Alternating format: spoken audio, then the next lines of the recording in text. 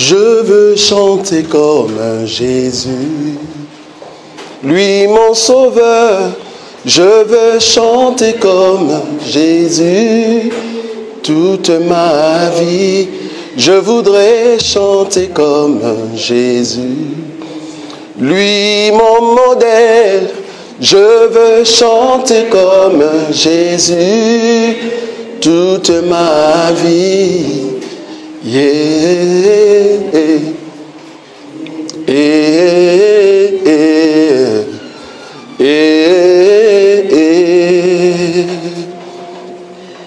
Oh, je veux prier comme Jésus, lui mon Seigneur.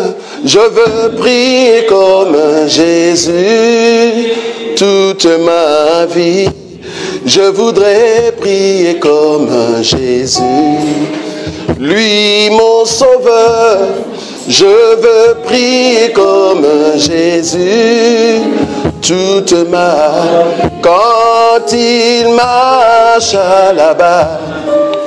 là-bas en Galilée, il priait sans cesse, il priait sans cesse.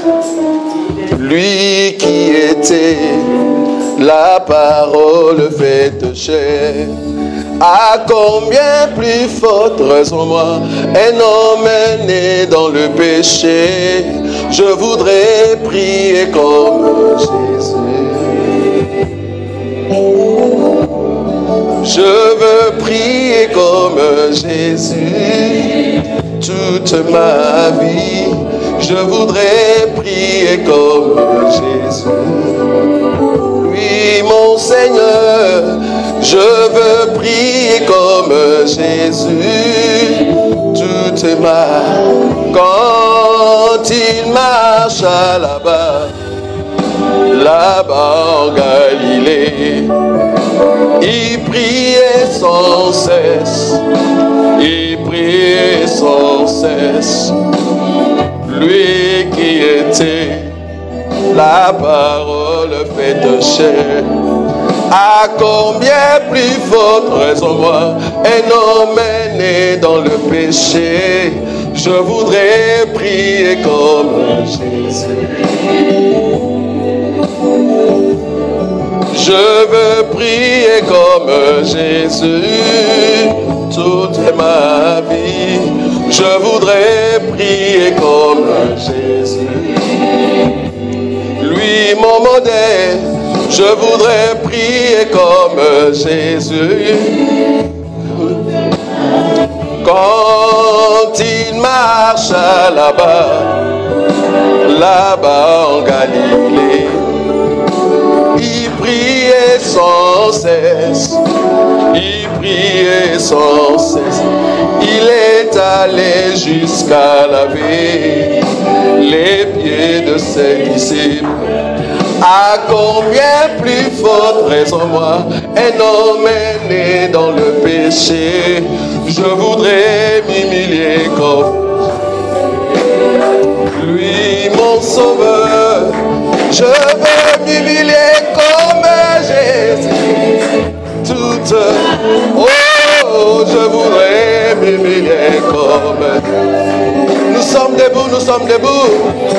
Oh oui, je voudrais m'humilier comme Jésus. Alléluia.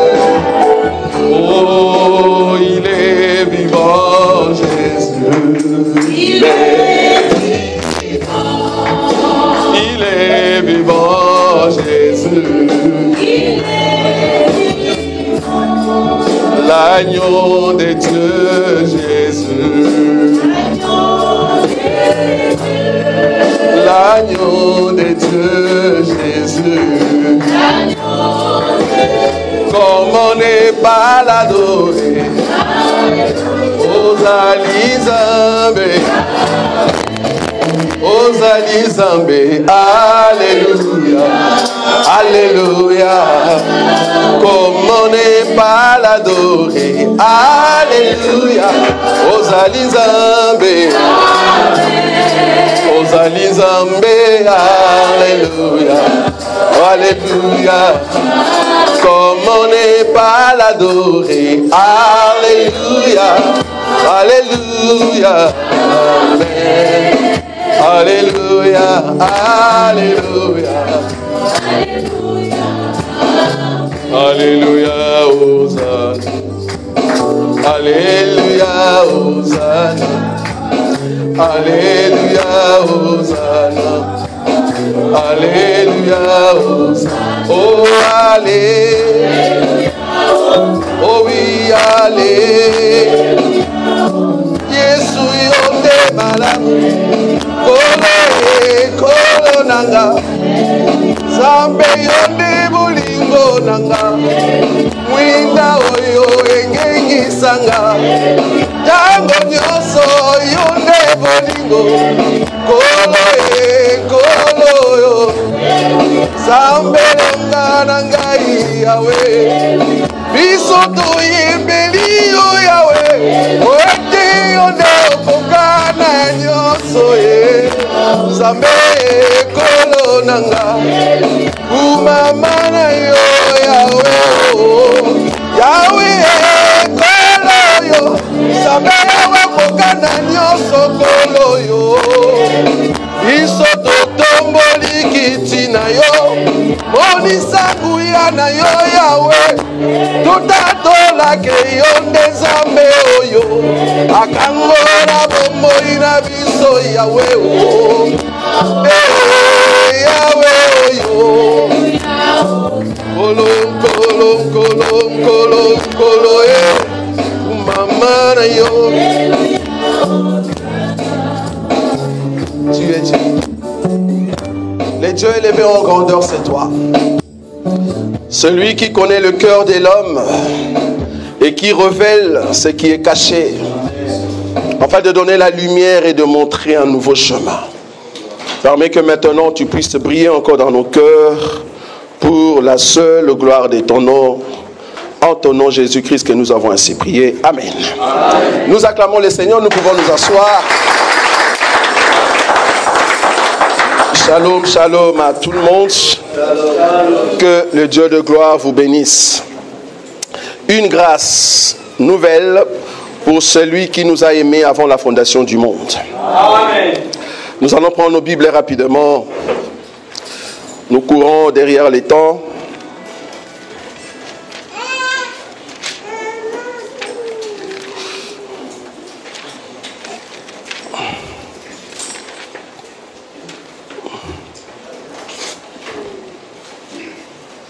Nous allons prendre nos Bibles alors que le frère Papi Bayama se prépare.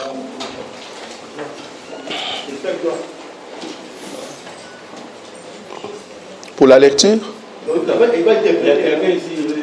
Ah, interpréter. Ah, ok, ça va. Ok, merci. Donc le frère Gloire va prendre sa Bible.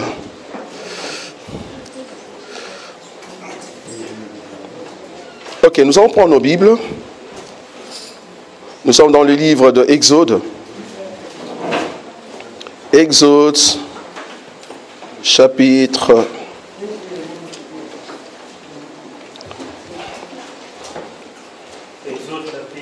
Oui, nous allons le prendre rapidement, un instant.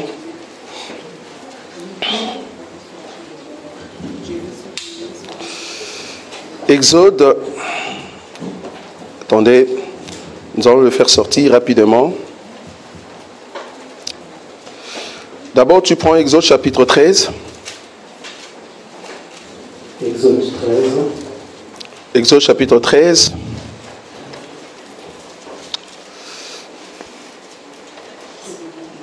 Je prends le verset ici rapidement. Le verset 15 jusqu'au verset 17, rapidement. Exode chapitre 13, du 13e au 15e verset. Du 15e au 17e verset. Oui. Et comme Pharaon s'abstenait à ne point nous laisser passer, nous laisser aller, l'Éternel fit mourir tout le premier-né dans le pays d'Égypte. Depuis le premier-né des hommes jusqu'au premier-né des animaux. Voilà pourquoi j'offre un sacrifice à l'Éternel tout le premier-né de mâle. Et je rachète tout premier-né de mes fils. 16. Ça sera comme un signe sur tes mains et comme des frontaux entre tes yeux. car c'est par sa main puissante que l'Éternel nous a fait sortir d'Égypte. 17. Lorsque Pharaon laissa aller le peuple, Dieu ne le conduisit point par le chemin du pays des Philistins, quoique le plus proche, car Dieu dit, le peuple pourrait se repentir en voyant la guerre, et le peuple en Égypte. Le peuple retourné en Égypte. Nous allons prendre une autre écriture dans les épîtres. Oui. Non, pardon, dans les évangiles. Alors,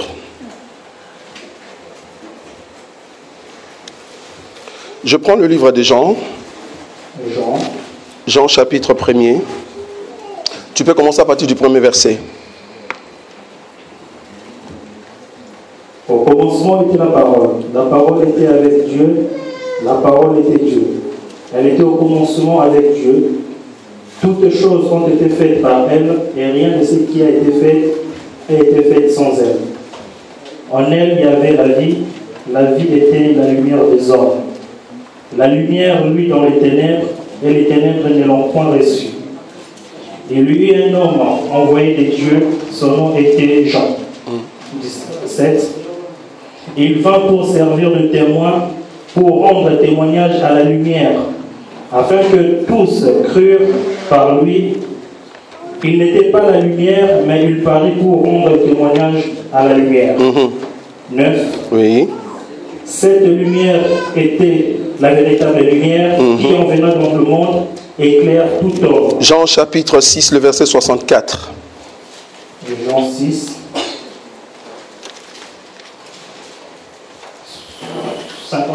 64. Mais il en est parmi vous quelques-uns qui ne croient point, car Jésus savait dès le commencement qui étaient ceux qui ne croyaient point et qui était celui qui les livrerait. Merci beaucoup. Amen. Parole du Seigneur. Amen. Pour ceux qui n'étaient pas avec nous hier, avant-hier, c'est ça? Bon, hier parce c'était quand même minuit, hein, c'est ça? Voilà, donc nous avons abordé un thème très important, ce qui sort de l'homme. Donc ici, je continue la partie 2 de cet enseignement. Et je salue la présence de Maman Kimbo parce que tu n'étais pas là. C'était très important. Alors, un enseignement très approfondi, au fait, pour ceux qui étaient là, ils ont compris, au fait, la dimension de comment nous avons présenté ces choses. Et aujourd'hui, je vais entrer dans une autre dimension d'exhortation. Je vais exhorter une personne, si Dieu le veut, grand maximum, c'est 20 minutes. Nous avons pris une écriture dans le livre d'Exode pour montrer comment est-ce que Israël est sorti, au fait, de l'Égypte. Parce que l'enseignement que nous présentons, nous voulons montrer aux gens que tout ce qui entre dans l'homme, ce n'est pas ça qui les suit. Amen. Tout ce qui entre dans ta maison, ce n'est pas ça qui suit. Mais il faut attendre la sortie de la chose. C'est là-bas que tu vas voir la suivre de cette chose. Et nous avons abordé plusieurs aspects de la révélation au-dessus, mais aujourd'hui, permettez que je puisse exhorter là-dessus. Amen. Israël passait très mal sur son territoire de Canaan. La Bible dit, par le biais de fils de Jacob, il y a eu un qu'on appelle Joseph. Joseph a été vendu auprès d'un peuple étranger et on l'a amené jusqu'en Égypte. Arrivé là-bas, il a commencé à travailler chez Potiphar et ainsi de suite, jusqu'à ce qu'il s'est retrouvé en prison. Et de là en prison, ayant l'Esprit de Dieu, il a commencé à interpréter des songes terriblement qui concernaient la politique de l'Égypte. C'est-à-dire, il a vu des choses concernant Pharaon. Et comme Pharaon, au fait, était encore sous son pouvoir, lui, Joseph, ayant l'habilité d'expliquer le songe, on l'a amené tout près de Pharaon pour expliquer des songes. Et c'est là-bas qu'il va expliquer le songe de Pharaon, un songe terrible qui annonçait cette année d'abondance et cette année de la sécheresse. Alors Pharaon va dire, je n'ai personne qui peut m'aider ou à gouverner ce pays si ce n'est que toi. Et c'est comme ça qu'on a mis Joseph comme étant un intendant du Pharaon, gouverneur de l'Égypte.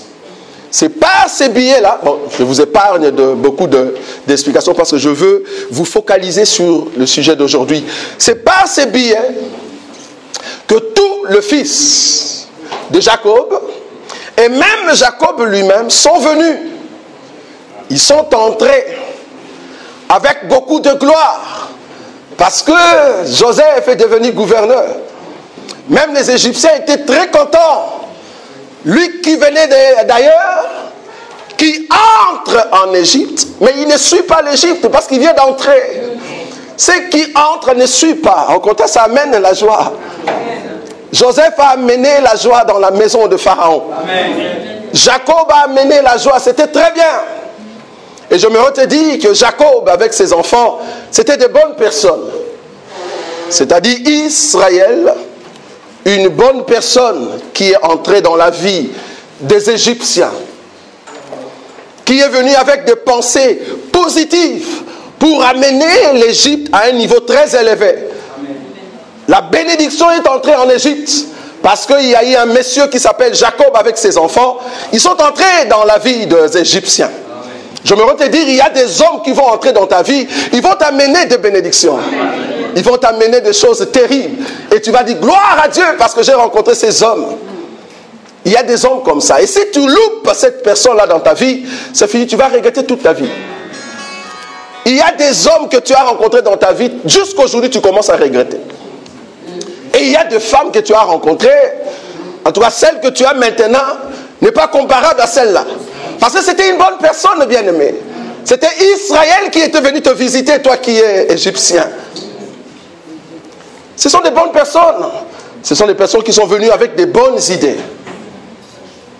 Alors parce que tu as touché à cette personne-là, parce que l'Égypte a fait de Jacob esclave, tout ce qui est bon, qui vient chez toi, quand la chose va sortir, il va amener la souillure. La personne amène la souillure, pourquoi? La personne amène la souillure parce que la personne appartient à Dieu. Jacob appartenant à Dieu, l'Égypte qui l'a dérangé pendant si longtemps, 400 ans, vous imaginez? Dans l'esclavagisme, 400 ans. Quand Israël était venu, Israël était bien. Mais parce que l'Égypte a dérangé Israël, alors l'Égypte doit sortir. Or, tout ce qui entre ne suit pas l'homme. Tout ce qui entre en Égypte ne suit pas l'Égypte. Mais il faut attendre le jour que cela va sortir. Alors le jour que Israël est sorti, parce que Israël était maltraité, je répète les mots, une bonne personne qui a été maltraitée par toi, ou si toi tu es la bonne personne que tu as été maltraité, ne crains pas. Le jour où tu vas sortir dans la vie de cette personne, Dieu va souiller sa vie. Je répète cela, peut-être tu n'as pas vu. Si tu es une bonne personne, tu as des relations dans un couple, que ce soit dans l'amitié, que ce soit en famille. Si tu es une bonne personne, tu es venu dans une famille comme un enfant, tu es venu dans notre famille comme un bébé. Si tu grandis et que nous les parents, nous n'avons pas compris ta valeur, le jour où tu sortiras, nous serons souillés. Tu seras souillé, ou nous serons souillés. Israël en sortant, parce qu'il a été maltraité, parce que c'était une bonne personne pour l'Égypte, mais l'Égypte a profité de la bonté. Je me te dire, si tu ne réussis pas encore, c'est parce que Dieu veut montrer ta bonté à tout le monde. Amen. Comme ça, le jour où tu sortiras, que personne dise, il était mauvais. Non. Il était bon, si nous sommes souillés, c'est parce que nous l'avons maltraité. Fallait attendre 400 ans. Israël a passé mal alors qu'il était bon. Alors le jour où il est sorti, pour que Dieu puisse souiller l'Égypte, il a commencé à frapper par des plaies. Dieu va frapper l'Égypte de plaies. Dieu va laisser que le premier-né veut dire la force de l'Égypte. Dieu a permis que ce fils-là meure. Au lieu de s'arrêter là, Dieu dit à l'Égypte, à Israël, le jour où vous allez sortir, demandez des richesses. En d'autres termes, pillez. Vous avez des bonnes personnes. Tu étais fort, avec beaucoup d'argent, mais parce que tu n'as pas considéré cette bonne personne, le jour où la personne partira, la personne va te piller. La grâce, l'onction que tu avais, même la bénédiction que tu possédais. Dieu va permettre que cette personne ait du côté positif que tu avais. Dieu va lui donner cela. J'étais trop bon avec toi. Au départ, quand je suis venu, tu étais très content. Mais le jour où je vais sortir, si je sais que j'étais bon, je n'ai pas peur. Même si aujourd'hui, je ne le vois pas encore. Mais demain, tu verras que je suis un béni de Dieu. C'est comme ça que Israël est sorti. Et Dieu, pour montrer que Israël était bon, les Égyptiens, au lieu de laisser, parce qu'il y a des hommes comme ça têtus. Il a bien compris que cet homme, cette personne est tellement bonne. Au lieu de laisser, mais il continue toujours à t'insulter. Vous voyez? Il continue à te poursuivre par des poisons, par des maladies et des insultes. Alors Dieu, comme il est bon, il va permettre que la personne outrepasse. C'est comme ça que l'Égypte est passée par la mer Rouge et l'Égypte, beaucoup d'entre eux sont morts. Pourquoi? Parce qu'ils voulaient attaquer une personne qui était bonne pour toi, que tu as maltraité, mais le jour où il est sorti, tu es souillé à fond jusqu'à la mort. Parce que ce qui entre ne suit pas, mais ce qui sort, c'est ça qui suit. Israël a suivi l'Égypte. Il ne faut jamais toucher une bonne personne, bien-aimé. Il ne faut jamais trouver dans une personne qui est bonne de moyens de le détruire. Au contraire, si tu sais que c'est une bonne personne, essaye de gagner le côté positif de cette personne. Amen. Et c'est comme ça que ça va t'aider aussi à devenir comme la même personne. Là, j'ai touché du côté où quelqu'un peut te faire du mal alors que tu es bon. Mais par contre, j'ai lu encore une autre écriture. Dans le livre de Jean, là où on parle de Judas. Le jour où on a choisi les disciples, les apôtres, le Pierre, le Jacques, le Jean, Judas aussi était là. Tout le monde dit, ah, gloire à Dieu, voilà les apôtres, ceux qui vont marcher avec Jésus. Tout le monde était content. Ceux qui entrent ne suivent pas. Ça amène la joie, c'était la fête. Judas est devenu apôtre. Quelle joie. Mais la Bible dit, Jésus savait dès le commencement qui allait les trahir. Ce vrai Jésus l'a embrassé. Vient comme apôtre au milieu de 12. Mais dans son cœur, Jésus savait, voilà, c'est lui qui va me livrer. Mais Jésus n'a pas dit non, je ne le prends pas. Je veux prendre seulement ceux qui vont m'aimer. Dans ta vie, il ne faut jamais, alors jamais avoir seulement des amis qui t'aiment. Amen. Sinon, tu ne vas pas monter. Ton élévation dépend de d'eux. Amen. Il faut qu'il y ait des gens qui ne t'aiment pas. Malheur à toi, la Bible dit, malheur à toi si tout le monde disait le bien de toi. Amen. Tu ne peux en aucun cas accepter que tout le monde dise waouh, ce que tu as fait. À un moment, il faut accepter qu'on dise ce que tu as fait, c'est pas bon. C'est comme ça que tu vas avancer, bien-aimé. C'est comme ça que tu vas avancer. Jésus va prendre Judas, une personne qui va se préparer, un criminel, et qui va amener Jésus jusqu'à la croix. Judas, quand il est entré dans la vie de Jésus, c'était un apôtre. Mais quand il est sorti, fils de la perdition, qui a montré ses œuvres. Donc dans nos vies, nous avons aussi des personnes qui viennent, mais ce sont de mauvaises personnes. Mais le premier jour que tu l'as rencontré, tu croyais que c'était une bonne personne, c'est normal. Parce que Dieu nous a défendus au fait de ne pas soupçonner les gens. Amen. Je ne veux pas te soupçonner parce que je crois sincèrement, si tu viens auprès de moi, c'est parce que Dieu veut que tu sois là. Amen. Mais je ne sais pas qu'est-ce qui va arriver après, qu'est-ce qui va sortir de toi. Si demain tu devenais Judas, je dis gloire à Dieu parce que du moins, on va me flageller, on va me cracher dessus. Je vais monter à la croix, mais après, quand je veux ressusciter, quelle gloire. Donc il faut qu'il y ait des attaques dans nos vies. Il faut qu'il y ait des hommes qui nous amènent sur un chemin où tout le monde nous dit « Waouh, quel malheur !» Quel malheur! Mais du moins le malheur en question, Dieu t'amène vers l'élévation. Pourquoi je t'exhorte? C'est pour te dire « N'ayez pas peur ». quand tu es au milieu de la famille, des amis, même au niveau du boulot, si tu as des relations avec une personne, même ta femme, même ton mari, Dieu peut t'envoyer un mari bon, une femme bonne. Mais Dieu peut permettre à ce que tu tombes sur une femme très mauvaise. Un homme trop méchant, agressif à fond, un boxeur qui a raté de frapper Tyson et c'est toi en fait. Vous voyez? Un monsieur qui te tabasse à fond tout le temps. Une femme qui t'insulte devant tout le monde. Tu te dis, Seigneur, qu'est-ce que je fais? Ben, le Dieu de gloire, il sait très bien qu'il fallait que Judas arrive pour que tu puisses être élevé. Donc ne crée rien. Au contraire, continue avec la force que tu as et le Seigneur de gloire t'aidera. Dans la vie de Marie, Marie va dire à l'ange, mais comment cela arrivera-t-il? Parce que je ne connais pas d'homme. Là, maintenant, j'entre dans la troisième partie de ce qui sort de l'homme. Marie dit, mais comment cela arrivera-t-il? Remarquez, parce qu'il n'y avait personne qui est entré dans la vie de Marie. En tout cas, physiquement. Physiquement, il n'y avait personne. Mais remarquez, Luc, c'est là-bas que nous allons terminer cette exhortation, j'espère. Luc. Voilà, Luc chapitre 1er, 26e verset. On y va. Luc 1er, verset 26. Oui.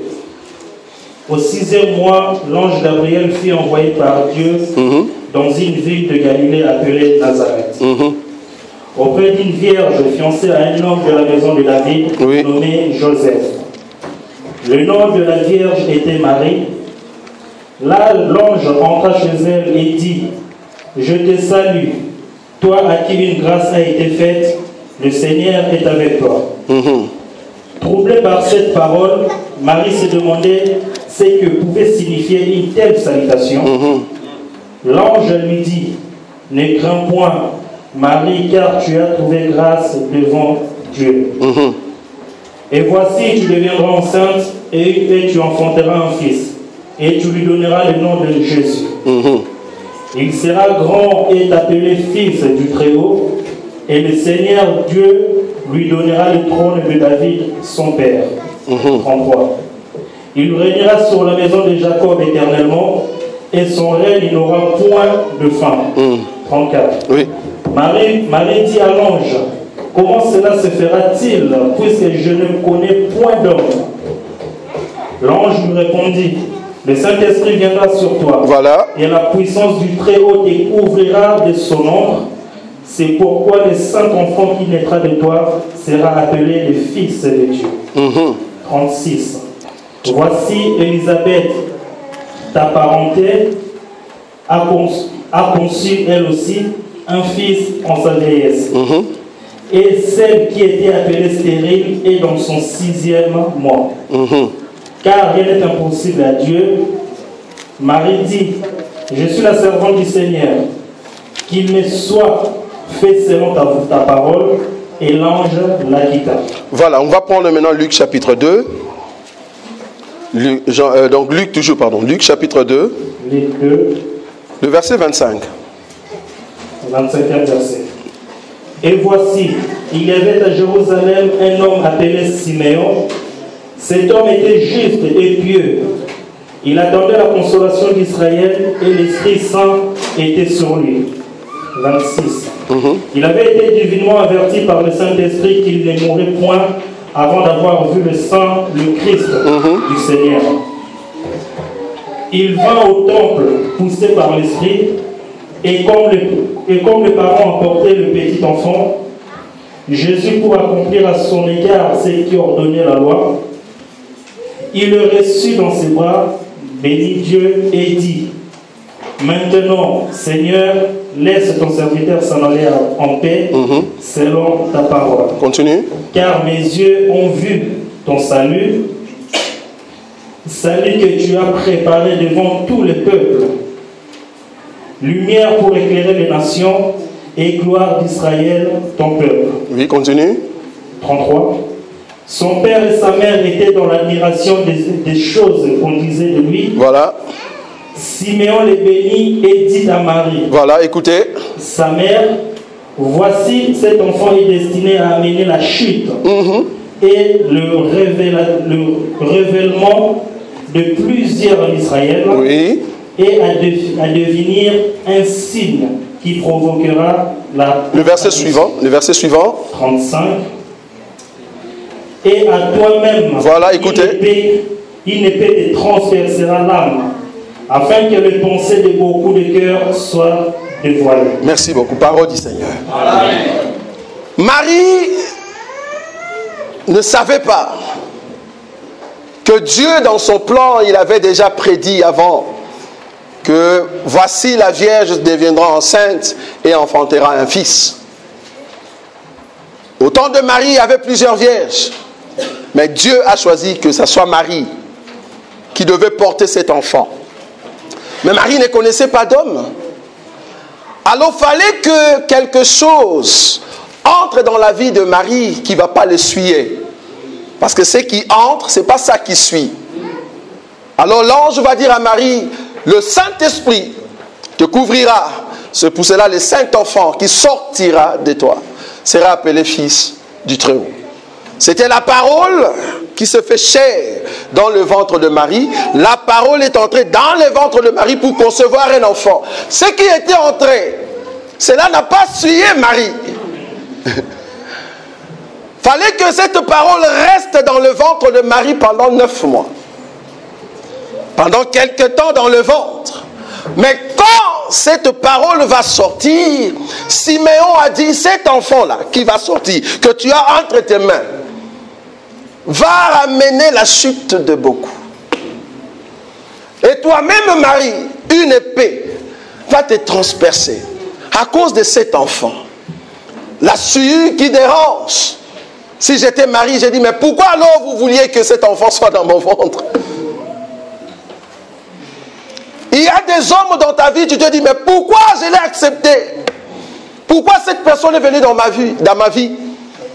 Pourquoi cette femme, je l'ai rencontrée? Pourquoi cet homme? Il fallait que ce soit un autre monsieur, une autre femme. Mais Dieu savait, bien que l'épée va passer sur toi, bien que tu vas passer dans la persécution, c'était vraiment l'homme qui allait t'élever. Parce que ton élévation est liée à cet homme-là, à cette femme-là. Vous voyez? Il y a des événements qui nous arrivent, c'est parce que Dieu veut te ramener loin. Tu ne peux pas atteindre le 10e étage si tu ne commences pas au premier. Il n'y a aucun homme qui peut arriver au sommet s'il n'a pas encore commencé au bas de l'échelle. Nous allons de mieux en mieux avec le Seigneur. C'est chaque jour que nous passons dans des épreuves. Et ces épreuves passent toujours par des hommes qu'on croyait c'était des bonnes personnes. Amen. Et Dieu a voulu te faire passer là-bas pour te dire, écoute ma fille, écoute mon fils. Je voulais que tu passes par là pour que tu comprennes que ta vie n'est pas entre les mains des hommes. Ta vie est entre mes mains. Amen. Et que c'est moi qui contrôle ton destin. Et c'est comme ça que tu vas atteindre la hauteur. Amen. Paul savait comment il devait mourir. Pierre savait. On a dit à Pierre, la ceinture ici, ça appartient à une personne. Dieu me montre, c'était un prophète. C'était Paul, pour la ceinture. Paul, hein? Oh, okay. La ceinture ici appartient à une personne, on va la mettre. Non, c'était Pierre ou Paul? Ok. Une personne qui appartient, à qui appartient cette ceinture, voilà comment la personne va mourir. Et puis encore une autre partie, on avait dit, au fait, maintenant tu te conduis toi-même, mais demain, une autre personne te conduira. Ça c'était par rapport à le Saint-Esprit. Ça c'est Pierre maintenant. Vous voyez? C'est pour te dire que Dieu connaît notre parcours. Et si Dieu te dit que tu dois commencer par la porte A et tu terminas par la porte B, si tu refuses, tu n'es pas le fils de la maison. Amen. Un enfant de Dieu qui a peur de la mort, il faut le comprendre que c'est un suspect. C'est une personne qui veut rester éternellement sur terre. Surtout pas à Paris, parce que ça va changer très bientôt. Moi, je n'aimerais pas rester sur terre. Pourquoi rester sur terre? Pourquoi rester au Congo? Je ne suis pas de la terre, je ne suis pas du monde. Chose bizarre, je ne suis pas noir, je le dis tout le temps. Je ne suis pas congolais, je ne suis pas un humain. Je suis un extraterrestre qui est venu sur la terre afin de rendre une mission et je dois rentrer au fait auprès du Père pour donner le compte rendu à celui qui m'a envoyé sur terre. Donc je n'ai pas peur de la mort. La mort, c'est un moyen de transport superbe, luxe, Bentley que Dieu nous envoie pour rentrer. Donc il ne faut jamais avoir peur de la mort. Amen. C'était pour vous fortifier que tout ce qui arrive dans votre vie, il faut dire gloire à Dieu. Parce que Dieu est créateur et c'est lui qui permet toutes ces choses. Parce qu'il est le Dieu qui te connaît. Il veut t'amener à l'élévation. Tu ne peux pas arriver à l'élévation s'il n'amène pas de persécutions dans ta vie. Parce qu'il est ton papa et il t'aime beaucoup. Amen. Nous sommes debout, nous acclamons le Seigneur, le Dieu de gloire, le Seigneur tout-puissant.